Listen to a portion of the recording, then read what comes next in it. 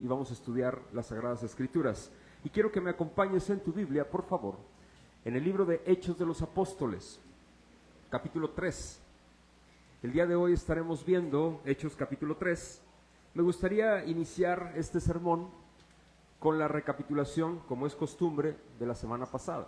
La semana pasada hablábamos acerca del sermón de Pedro después del Pentecostés.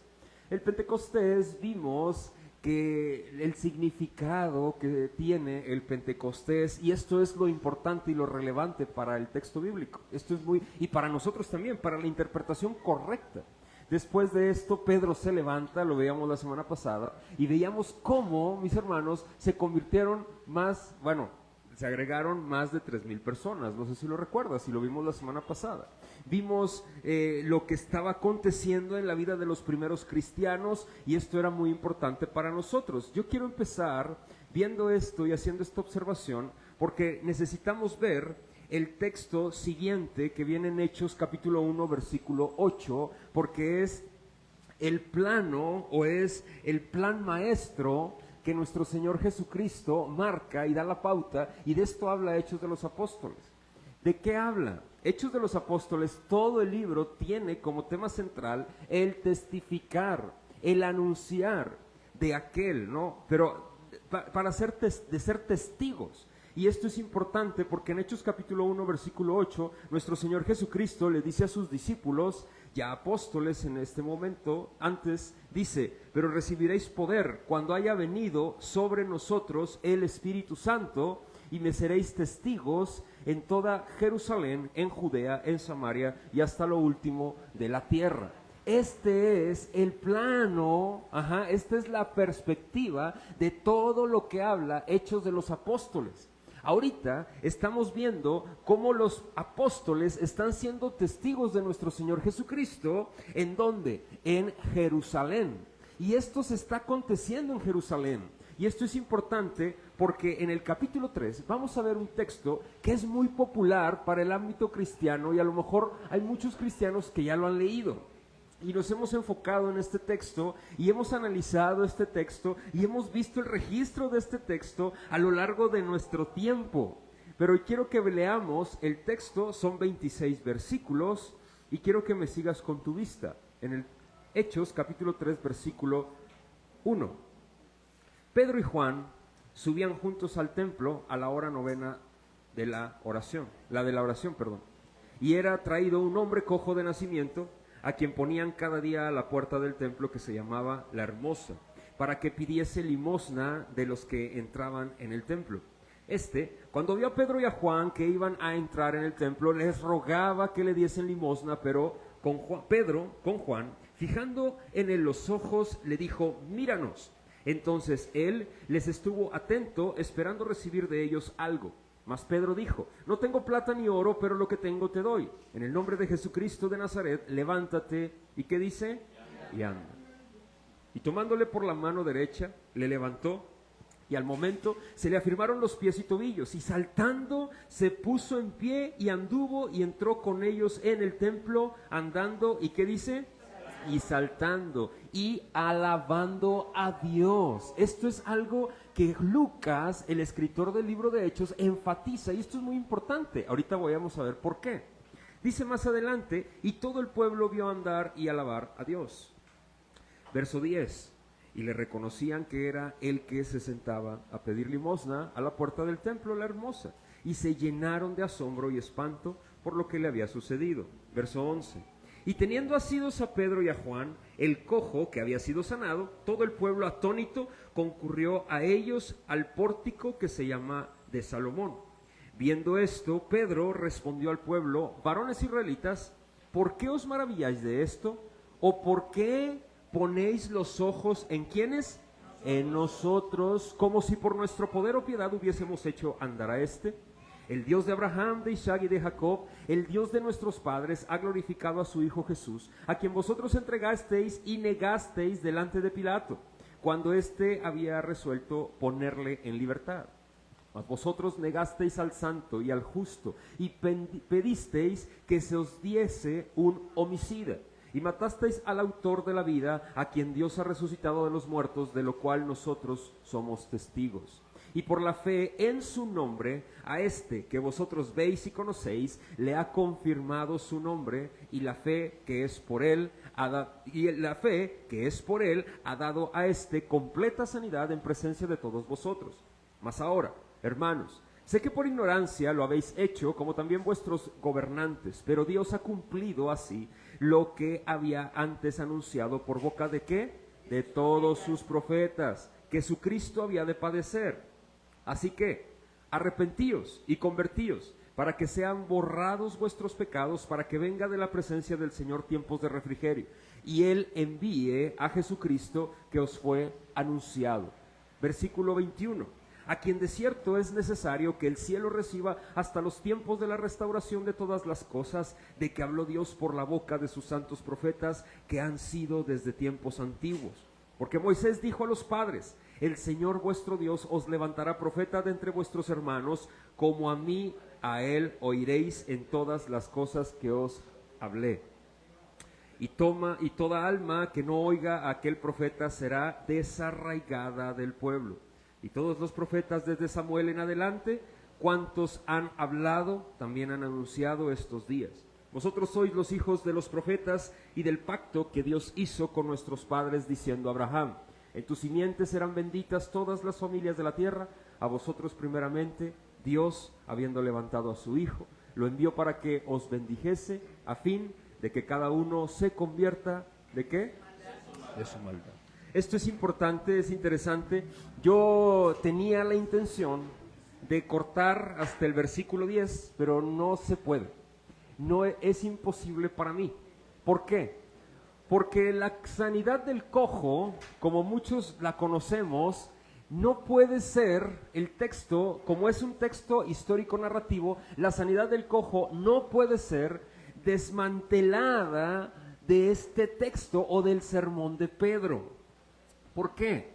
Porque la sanidad del cojo tiene mucho que ver con lo que Pedro está explicando. ¿Sí me explico? Y esto es muy importante para nosotros también hoy en día.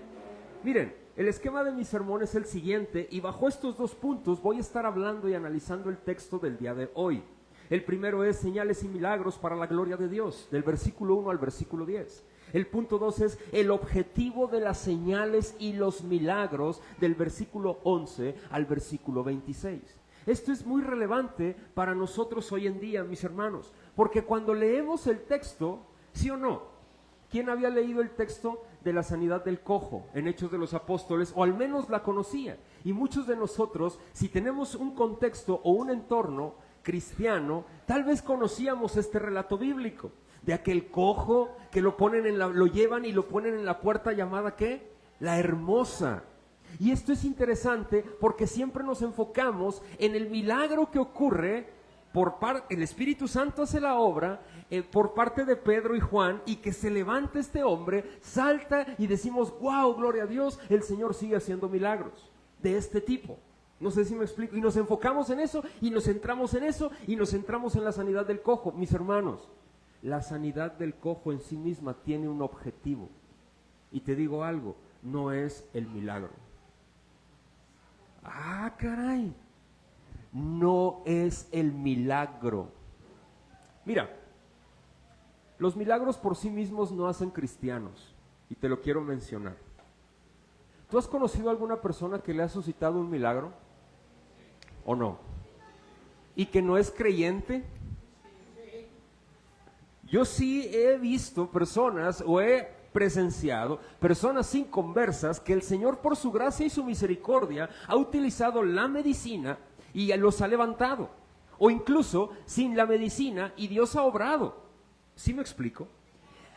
Pero los milagros en sí mismos no hacen cristianos, mis hermanos. Los milagros en sí mismos no dan vida. El único que puede dar vida, ¿quién es? Dios. Dios es el único, mis hermanos. La vida espiritual la da Dios. El nuevo nacimiento lo da Dios. Los milagros no lo dan. Y esto yo lo quiero afirmar porque, mis hermanos, quiero que nos quitemos el chip, clic, y que lo pongamos a un lado, el USB que traemos, con la memoria que traemos registrada, que nos lo quitemos y que lo pongamos a un lado y que nos dejemos de enfocar en los milagros de Hechos. ¿Por qué? Porque, ¿sabes qué estamos haciendo? Desmantelamos el relato completo. Este milagro tiene una explicación y no es el milagro en sí mismo. ¿Sí queda claro esto? Esto tiene más profundidad y es fascinante, mis hermanos. Pregunta, ¿los milagros para un inconverso serán lo mismo que para un converso? ¡Claro que no! A ver, ¿Dios ha hecho milagros en tu vida como cristiano, sí o no? ¿Y a qué te ha llevado? A darle la gloria a Dios. ¿Sí me explico? Cuando un inconverso, Dios obra en su misericordia, en su benevolencia. Esos milagros, mis hermanos, no lo llevan a la adoración a Dios, lo llevan a que su egoísmo sigue creciendo y se sigue exaltando. Es más, los mismos milagros Dios los usa para los inconversos, para su propia perdición. Vamos a seguir y vamos a profundizar en esto, pero es la realidad de las cosas, mis hermanos. Todos los seres humanos somos soberbios y orgullosos por naturaleza. Y el que esté libre de pecado, que tire la primera piedra, porque es la realidad del caos en nuestras vidas. El pecado, el orgullo, la arrogancia, la soberbia, en diferentes niveles o grados, está dentro de nosotros, ¿sí o no? Ahora vamos a ver el texto, porque esto es interesante y me voy a la primera parte de mi esquema, señales y milagros para la gloria de Dios. Para empezar, este hombre era un cojo de nacimiento, ¿sí? Y dice que lo llevaban todos los días al lugar en el templo, en una puerta que se llamaba la puerta ¿qué? ¿La qué? La hermosa. Y cuando lo llevaban a esa puerta, lo llevaban para que pidiera ¿qué?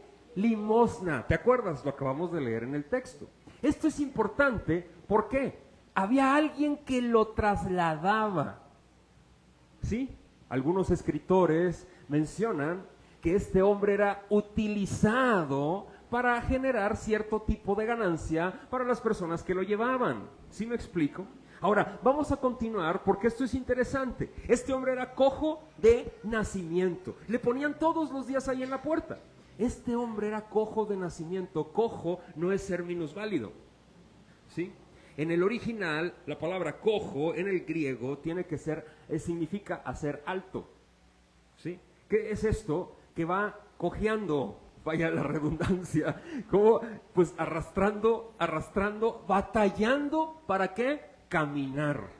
Ese era el contexto y el entorno de este hombre. A este hombre lo ponían ahí. Y cuando ve a Pedro y a Juan que iban, ¿para qué? A la oración, a la hora novena, esto quiere decir a las 3 de la tarde aproximadamente, dice esto: hey, ¿me dan una moneda? En palabras sencillas.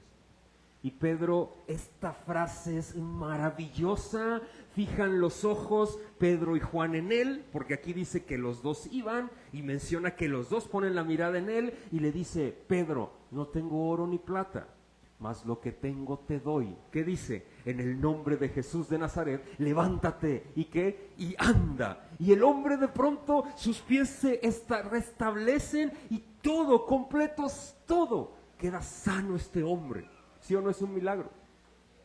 ¡Claro que sí! La gente pasaba, lo veía.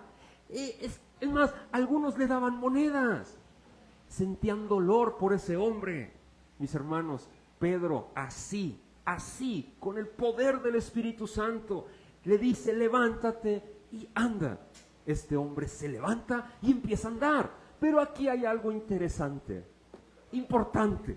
Quiero que vayamos más adelante ahí en el texto bíblico, en el versículo 7, 3:7, por favor. Ahí donde estamos en Hechos. Y tomándole por la mano derecha, le levantó y al momento se le afirmaron los pies y tobillos. ¿Y qué dice? Y saltando, en el verso 8, saltando, dice: y saltando se puso en pie y anduvo y entró con ellos en el templo, andando y saltando. ¿Y qué dice? Esto, hermanos, le platicaba a mi esposa, conmovió mi alma. Y tú dices, bueno, pues sí, es un milagro, es fascinante. No, espera. Conmovió mi alma y aturdió mi espíritu de una manera que no lo había visto, y te lo tengo que confesar. Esta es la 5ª vez que yo estudio el libro de Hechos de los Apóstoles. La 5ª, o sea, verso a verso, escarbando, con hermenéutica, pero yo no había visto esto aquí. Mis hermanos, ¿por qué Lucas pone, si ya con el simple hecho de que este hombre se levante, ande por sí mismo, entre al templo a adorar al Señor, ya es algo grandísimo? ¿A poco no? ¿Por qué enfatiza saltando, alabando varias veces Lucas? Me refiero no a mi niño, sino a Lucas, el escritor de Hechos, porque está anunciando una profecía. En Isaías 35 habla de esto, y dice que cuando venga la restauración de Sión, dice la profecía, en Isaías 35, dice que los cojos saltarán, que los ciegos mirarán.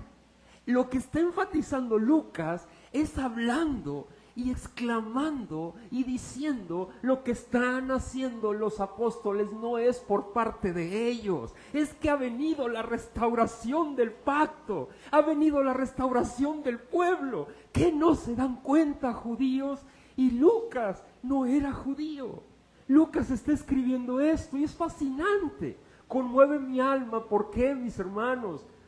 Familia, de verdad, nos enfocamos en la sanidad del cojo, cuando la sanidad del cojo es lo menos importante aquí. Lo más importante es la restauración del pueblo, la restauración del pacto. Dios está haciendo esto de las naciones, trayendo a los suyos por el poder glorioso del Espíritu, familia, y gloria a Dios por ello.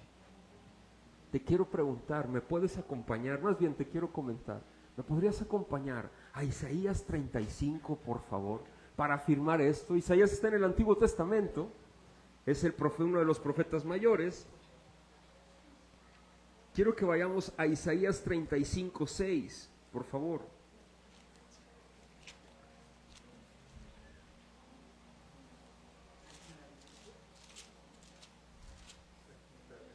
Futuro glorioso de Sión. Menciona ahí en el subtítulo que le agregaron en la Reina Valera al menos. Y checa lo que menciona en el versículo 6. En el versículo 5, desde el 5 dice: entonces los ojos de los ciegos serán abiertos y los oídos de los sordos se abrirán. Entonces el cojo, ¿qué dice? Saltará como un ciervo y cantará la lengua del mudo, porque aguas serán cavadas en el desierto y torrentes en la soledad. ¡Wow! El Señor está testificando que la obra que los apóstoles están haciendo no se trata de la obra de ellos, sino que es el Pentecostés, la renovación del pacto, el nuevo pacto en la sangre. ¿De quién? De Jesús. ¡Guau! ¡Guau, mis hermanos! ¿Sabes por qué se conmueve mi alma? Y quiero que regresemos a Hechos. Porque cuando yo leo esto, yo veo, yo era ciego, espiritualmente hablando. Y ahora mis ojos ven la gloria del Hijo. ¡Guau! O sea, ahora mis ojos, por la grandiosa misericordia del Señor, el pacto, el nuevo pacto en la sangre de Cristo, esta renovación de la que estamos hablando, mi Señor, mi hermano, es para darle gloria a nuestro Señor. Los hijos de Dios tenemos que estar alegres porque somos parte de esta renovación, porque nosotros antes no veíamos. Antes éramos sordos, estábamos mudos espiritualmente hablando, pero por gracia, por misericordia, por amor, con el cual Él nos amó desde antes de la fundación del mundo, a Él le plació darte vida, darme vida, para que pudiéramos decir: wow, ahora mis ojos te ven, ahora podemos nosotros declarar que tú eres, y que esto se ha renovado, mis hermanos, que somos hijos en Él y no fuera de Él, que de Él somos y por Él andamos y en Él existimos y nos movemos, y gloria a Dios por eso. porque somos de Él y para Él, mis hermanos. Checa lo que dice más adelante, porque es importantísimo esto. La sanidad del cojo, a veces nos enfocamos, y lo reitero otra vez, nos enfocamos solo en esta sanidad, pero Pedro va a empezar a explicar que no se trata de la sanidad, ni se trata de ellos, no se trata de el milagro, de las señales. En el verso 10 dice que le reconocían y que toda la gente veía y entendía que era este cojo que ya era familiar para todos ellos. En el verso 11, y entra la pauta, esto me da la pauta para la siguiente sección de mi sermón, que es el punto 2. Dice en el verso 11, y teniendo asidos a Pedro y a Juan el cojo que había sido sanado, todo el pueblo atónito concurrió a ellos al pórtico que se llamaba de Salomón. Asido significa, lo tenían sujeto, los tenía sujetos a Pedro y a Juan. En el verso 12, y me voy al objetivo de las señales y los milagros, Pedro va a empezar a testificar de lo que significa un milagro. Mis hermanos, y quiero ser muy cauteloso en lo que voy a mencionar ahorita. A veces nosotros estamos orando por un milagro, ¿sí? Cuando el milagro más grandioso que nosotros podemos tener es ser llamados hijos de Dios. De veras, hermano, de veras, hermano. Ahorita entonábamos unas alabanzas hermosas que taladraban mi corazón y llenaban mis ojos de lágrimas, porque decía: oh Señor, te ruego con toda mi alma que el día de hoy des vida en donde no hay vida, en este lugar, Señor. Por favor, Espíritu Santo, haz la obra. ¿Por qué? No hay algo más glorioso, más hermoso que contemplar la belleza de tu gloria a través de las Sagradas Escrituras. Señor, que nuestros niños puedan verte el día de hoy, Señor, por favor, desde el más pequeño hasta el más grande. Te lo ruego, mi Dios. Y eso oraba, porque Él venció a la muerte, porque nos enfocamos en un milagro para esta tierra, cuando el milagro más glorioso ya fue hecho. ¿Qué fue? Restauró el pacto en su sangre. Número 1, nos perdonó de nuestros pecados. Número 2, nos hemos reconciliado con Él. Por la obra gloriosa del Hijo. Y número 3, mis hermanos, número 3, nos dio vida cuando estábamos muertos en nuestros delitos y pecados. Familia, íbamos corriendo directamente al infierno por el camino ancho que lleva a la perdición, pero a Él, por su gran amor, le plació apartarnos de ese camino, sacarnos de esa autopista que nos llevaba directo al infierno, a todos aquellos que somos llamados, escogidos y que ahora somos sus hijos, y nos ha puesto en ese camino angosto. ¡Wow! Que nos lleva a la eternidad. Ese es el milagro verdadero, mis hermanos. Pedro, en lo que va a explicar, a partir de este momento, ¿sabes qué va a hacer? Explicar la sanidad hacia dónde va apuntada. ¿Sabes? En Hechos de los Apóstoles hay registrado 24 sermones. 24 sermones. Diferentes personas están ahí. Y esto es algo muy interesante, porque todos los sermones, mis hermanos, o la mayoría, sobre todo de los apóstoles, apuntan a lo mismo que va a hablar Pedro aquí. ¿Sabes qué? A testificar quién es Jesús. No habla de las señales. Cuando vemos Hechos de los Apóstoles, yo digo, pero ¿por qué hay tanta tergiversación? Y nos enfocamos en un milagro aquí en la tierra, mis hermanos. Nos enfocamos en un milagro. No estoy diciendo que esté mal orar para que el Señor haga un milagro. Pero mis hermanos, ¿sabes? Familia, que ese milagro, por favor, sea usado por el Señor. ¿Para qué? Para dar vida, para su gloria y no para la nuestra, porque a veces oramos por un milagro, pero de manera egoísta, para nuestros propios fines. No sé si me explico. Señor, por favor, sáname. O por favor, Señor, haz esto. Por favor, haz lo otro. Pero nuestro corazón es egoísta, mis hermanos, porque queremos nuestra propia satisfacción y no la gloria de Cristo en ese milagro. Que el Señor use milagros, gloria a Dios, y que siga haciendo milagros, porque Él es Dios y lo puede hacer, pero para su gloria. Que busquemos las señales y los prodigios para su gloria y no para la nuestra, ni propósitos egoístas. No nos enfoquemos en la sanidad del cojo, enfoquémonos en qué, en darle la gloria al Señor a través de esto. Checa lo que dice la palabra. Esto es, nos enfoca Pedro y enfoca a la multitud. En el versículo 12, viendo esto, Pedro respondió al pueblo: varones israelitas, ¿por qué os maravilláis de esto? ¿O por qué ponéis los ojos en nosotros como si por nuestro poder o piedad hubiésemos hecho andar a este? Esto es interesante. ¿Por qué? ¿Por qué crees que dice esto? Porque la gente empezó a poner su mirada en Pedro, en Juan. ¡Hizo un milagro! ¿Qué voy? Sáname. ¿A poco no? ¿Qué voy? Juan, pon tus manos sobre mí. Yo he escuchado tantas cosas, hermanos, que en base a eso, y a veces que los pañuelos, es que también, que la sombra de Pedro y que la sombra del apóstol que pase para que me toque y que me sane. Hermanos, ¿eso qué? Fíjate el objetivo de esto. Pedro dice: ¿por qué ponen su mirada en nosotros? Versículo siguiente, del versículo 13, aquí voy a mostrar la división del sermón de Pedro, porque es muy interesante, y el esquema del sermón de Pedro es este. Se divide en dos partes. El versículo 12 al 18, Pedro muestra a la audiencia al siervo sufriente de Isaías 53, en cumplimiento de las Escrituras. No sé si tú has leído Isaías 53, pero profetiza que vendrá y que él sufrirá. ¿Por qué? La muerte, y será quebrantado y destrozado por el Padre, y será sacrificado por el pueblo para dar vida. Me explico, para dar redención. Esto Pedro empieza a hablarlo a su audiencia en este momento. Esta es su primera parte del sermón. Checa, vamos a leerlo.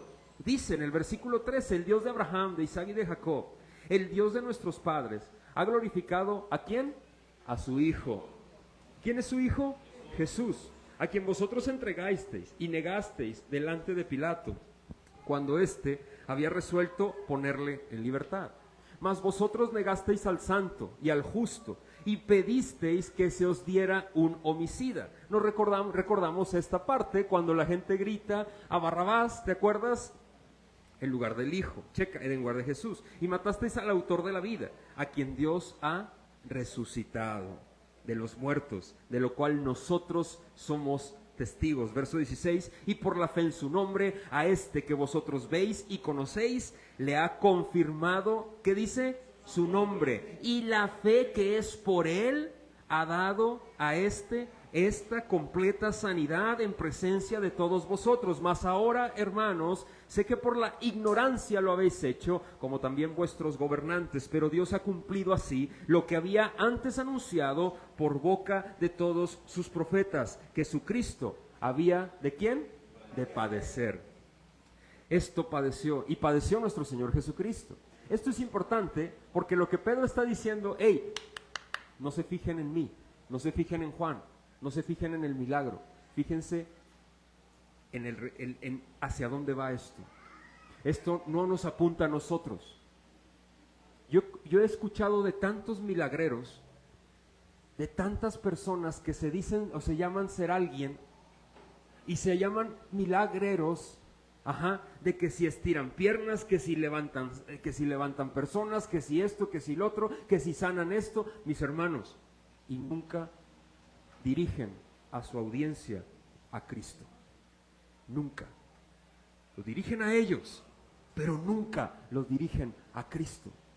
Y Pedro, mis hermanos, está dirigiendo a estos hombres: hey, no se enfoquen en mí. Esta curación tiene un objetivo. La sanidad de este hombre no es la gloria de nosotros, sino es la gloria de Dios. ¿Se acuerdan de Jesús al que ustedes entregaron? Dios le plació levantarlo de los muertos, porque Él mismo tomó la vida y la recuperó.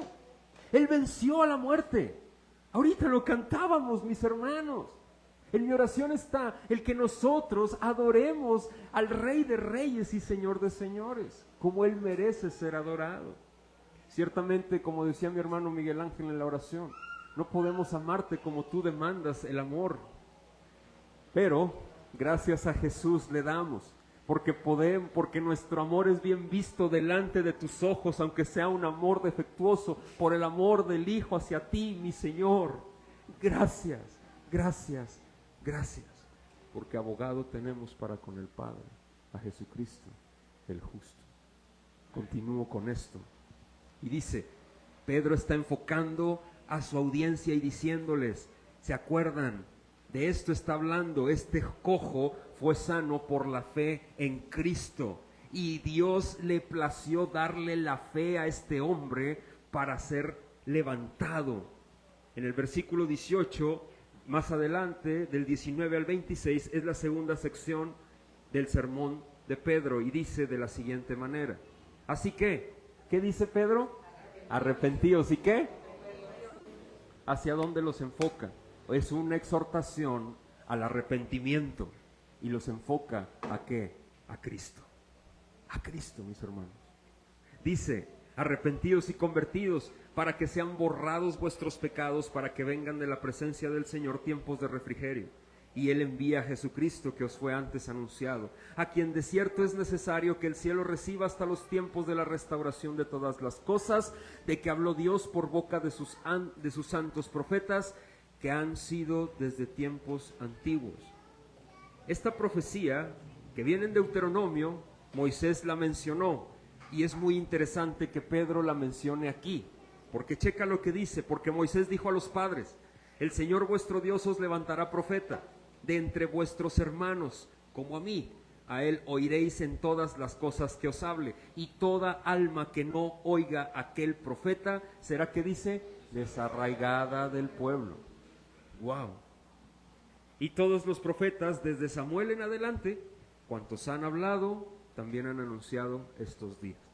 Vosotros sois los hijos de los profetas y del pacto que Dios hizo con nuestros padres, diciendo a Abraham, en tu simiente serán benditas todas las familias de la tierra. En Cristo.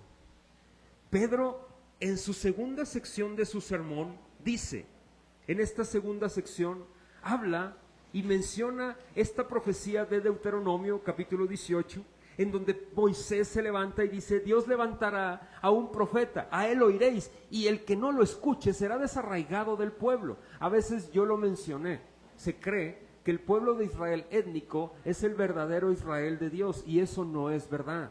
El Israel de Dios es el que tiene vida en Cristo, porque en Cristo se ha restaurado el pacto del Sinaí, que Dios hizo con Moisés y con el pueblo de Israel en aquel momento. En Cristo se restauran todas las cosas y esto se le llama el nuevo pacto. Hermanos, el Israel de Dios es todas aquellas personas nacidas de nuevo. La iglesia, wow, todos los escogidos de las naciones. Y Pedro aquí lo confirma. El que no escuche a este profeta hablando de Jesús será desarraigado del pueblo, arrancado totalmente del pueblo, porque solo Jesús es el camino, la verdad y la vida. Fuera de Él no hay salvación. Por eso los milagros en sí mismos no pueden traer salvación a nadie. A nadie, mis hermanos. Solo Dios da vida. Solo Cristo salva. Porque el Evangelio es el poder de Dios para la salvación a todo aquel que cree, al judío primeramente y después al griego. Porque también lo dijo Joel, mas el justo por la fe vivirá. Romanos 1:17. Familia, en Cristo hay vida, en Cristo hay salvación y solo en Él. El arrepentimiento, mis hermanos, tú puedes decir, bueno, es que yo me he arrepentido. Pedro aquí les exhorta y les dice, arrepiéntanse. Mucha gente dice, es que yo ya me he arrepentido, pero ojo, confunden el remordimiento con el arrepentimiento. A mí no me vengas diciendo que estás arrepentido y sigues teniendo una vida cochambrosa. Eso es una mentira, eso es un engaño que tú mismo te estás autoengañando. Mis hermanos, no puede ser así. Dios no es un diosito con D minúscula. Ay, es que yo así le llamo por cariño y ternura. No, mis hermanos, mi Dios es el Rey poderoso, grande, creador de todo lo que existe, de todo el universo. Ese es mi Señor. Ese es mi amo, ese es mi rey. Él vino, Él vence a la muerte, Él es el único. Los diositos con D minúscula no pueden vencer la muerte. Él la aplastó y le quitó la autoridad por sobre los suyos, mis hermanos. Ese es mi Señor, ese es el Señor del verdadero pueblo de Dios. Ahora bien, quiero mencionar esto. El verdadero arrepentimiento, mis hermanos, causa dolor, sí. A veces llanto, a veces seriedad, pero lo que sí causa es un cambio completo de vida, radical. Radical. El remordimiento pasa, es como las modas.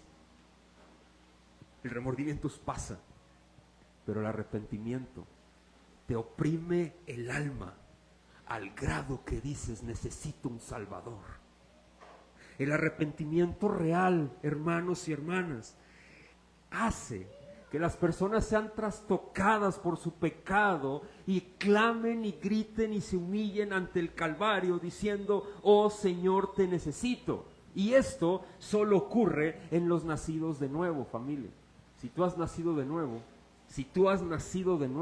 el arrepentimiento te lo regala Dios, porque es un don, es un regalo divino. Él es el que concede el arrepentimiento.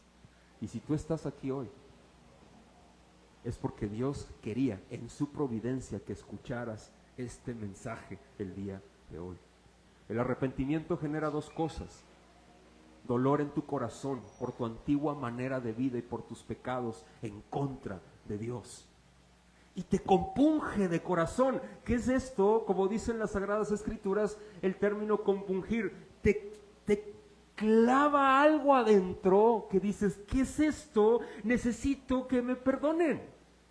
Perdóname, Señor, mi incredulidad. Yo antes de oídas te había oído, mas ahora mis ojos te ven. ¿Por qué pasa eso? Porque tienes vida. Dios te da vida, te humilla y te dice, volteas y dices, wow, mi Señor, gracias. Número 1, te arrepientes de tu incredulidad. Número 2, te arrepientes de tus pecados pasados, y te levantas por la gracia de Dios que extiende su brazo y te dice, eres mi hijo. Ahora bien, Pedro les está diciendo aquí, arrepiéntanse, conviértanse de sus antiguos caminos y miren al Señor. De esto se trata la sanidad del cojo. ¿De qué se trata, mis hermanos? La sanidad del cojo, familia, podemos quedarnos solamente en el milagro, pero va más allá. La sanidad del cojo es el cumplimiento de que lo que Dios había dicho que se iba a cumplir a través del Espíritu Santo se cumplió en este tiempo. Y hasta el día de hoy se sigue cumpliendo. ¿A qué me refiero con esto? Seguimos testificando de Él. Hay personas que seguimos testificando de Él y tú también testifica de Cristo. Esto se sigue cumpliendo, mis hermanos. Yo he visto personas como han llorado su pecado tirados aquí y me conmueve y yo me uno con ellos. Y dicen, oh hermano, he pecado contra Dios. Pero hay personas también que dicen y vienen, hermano, pues me siento mal. ¿Cómo te puedes sentir mal? Has humillado al Señor. Su nombre lo has blasfemado delante de los hombres y proclamas que dices que eres cristiano. ¿Cómo, hermano? ¿Crees que es arrepentimiento? Pide al Señor que por favor conmueva tu alma y que tu pecado te duela. ¡Te duela! De veras, hermano. Tú puedes decir que eres cristiano. Mira, mis hermanos, el ser cristiano no es como la religión católica. Yo puedo ir al catolicismo y puedo hacer cualquier cosa. Una vez una persona me decía, ay, yo voy a la iglesia católica, ¿por qué? Porque ahí me dejan hacer todo. Y yo voy allá con los cristianos y no, ahí me prohíben todo. No, mi hermano, es una mala concepción del Evangelio. El Evangelio de Cristo da vida. Si Él quiere dar vida, Él lo hace. Creo que es tiempo de dolernos por nuestros pecados. Creo que es tiempo de empezarnos a enfocar en que los milagros, en que esto, mis hermanos, que el milagro, que los milagros, las señales y los prodigios te acerquen sean usados para la gloria del Hijo y menos para tu gloria egoísta. Porque los milagros en sí mismos no dan vida. Quien da vida es Dios, mis hermanos. Fíjate, concluyo con esto. Mostrar que el ministerio de los apóstoles, y esto es el enfoque que el apóstol Pedro le está dando, y a lo largo de Hechos vamos a estar viendo esto. Mostrar que el ministerio de los apóstoles o el servicio de los apóstoles como objetivo era la gloria del Hijo después de la ascensión. Y esta es la obra del Espíritu Santo. ¿Sabes cuál es la obra del Espíritu Santo en la iglesia? Testificar de Cristo, enseñarnos más de Él y darle la gloria a Él. No es para nada las señales y los milagros y los prodigios, no es eso, es testificar más de Cristo. Debemos hacer énfasis que el ministerio del Espíritu Santo es glorificar al Hijo, mis hermanos. Hermanos, en la actualidad, este servicio de los apóstoles a lo largo de los siglos sigue vigente por la obra del Espíritu Santo. Y nosotros, tú y yo, somos el resultado de este gran acontecimiento.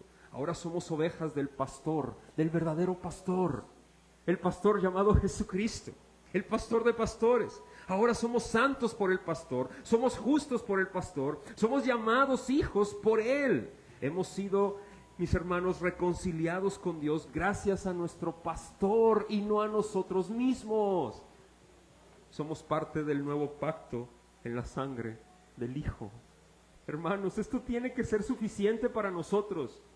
Antes no teníamos pastor, estábamos alejados de las promesas y los pactos, estábamos destituidos de la gloria de Dios por completo. Pero ahora, por el gran amor con el cual Dios desde la eternidad nos muestra su misericordia para seguir con el propósito que Él nos encomendó, el hacer a Cristo famoso y nosotros menguar. La proclamación del Evangelio tiene que ser el énfasis primordial de la iglesia hoy en día, mis hermanos. Y desde tu trinchera, desde tu vida también, ya déjate de cosas y proclamemos a Cristo en nuestra vida común, porque Cristo trae afectación en todo lo que somos. Otro punto de mi conclusión, hermanos, aquí se nos muestra a un cojo siendo sanado, apuntando a la gloria del Hijo y no al milagro en sí mismo. Esto nos deja una enseñanza para el día de hoy. Cada señal providencial de Dios en nuestras vidas siempre se consiente y se apunta a la gloria del Hijo y no a la señal en sí misma, mis hermanos. Los milagros no dan vida, las señales en sí mismas no hacen cristianos. Quien da vida y hace creyentes es Dios por medio del Hijo. Él es el único, mis hermanos, camino para la vida eterna. Nada más. Y punto. Mis hermanos, quiero concluir con este testimonio que no es ni mío y lo leí. Tal vez para algunos de los aquí presentes es sabido que acaba de fallecer en días pasados un pastor, pues que Dios lo usó para sus enseñanzas y lo usó pues para que la reforma y el movimiento reformado fuera testificado en América, ¿no? Y fuera propagado en América Latina, que se llamó John MacArthur. No sé si tú has escuchado hablar de él. He estado leyendo algunos artículos, algunas cosas de él, ¿no? Y me llamó la atención algo que testificó uno de sus hijos cuando murió MacArthur. A mí me da mucho dolor porque hay muchas personas que dicen que le tienen miedo a la muerte, ¿verdad? Que son cristianos y le tienen miedo a la muerte. Mira, yo no sé si tú estés seguro de tu salvación y si no lo estás, arrepiéntete ahorita de tus pecados. Entrega tu vida al Señor. Arrepiéntete porque hay salvación en Él, hay perdón, hay reconciliación. Pero, mis hermanos, la muerte no representa lo mismo para nosotros los cristianos que para los inconversos. La muerte para nosotros es solamente el abrir nuestros ojos para ver al Rey. ¡Wow! Dime si o no tú deseas eso. estamos tan arraigados aquí que queremos aquí las cosas. Mis hermanos, yo anhelo ver a Cristo. Lo anhelo con mi vida. Lo quiero. Lo amo con todo mi ser. Él vale todo para mí. ¿Sabes? MacArthur menciona a uno de sus hijos que en sus últimas palabras dijo lo siguiente: al momento de estar muriendo para expirar, leía y decía que MacArthur lo único que dijo, los juntó a todos y les dijo: ¿dónde está, oh muerte, tu aguijón? Y expiró. Lo leí, no sé si sea verdad, yo no estuve en ese momento, pero lo que yo quiero centrarme es en esto, mis hermanos. Mira, yo bien, si estoy muriendo, puedo pedirle a Dios que haga un milagro para que me sane. ¿Por qué lo puede hacer? ¿A poco no? Pero, ¿sabes? Si mi muerte le va a dar gloria a Él, que Él se lleve la gloria y yo dejo mi egoísmo a un lado, porque somos de Él, para Él y en Él, porque Él merece la gloria y nosotros no. Él, somos ovejas de su prado, y así como los apóstoles lo hicieron, siempre centraron a las personas a darle la gloria a Cristo. Familia, hagámoslo también nosotros. Amén. Oremos, por favor. Señor, muchas gracias por este tiempo.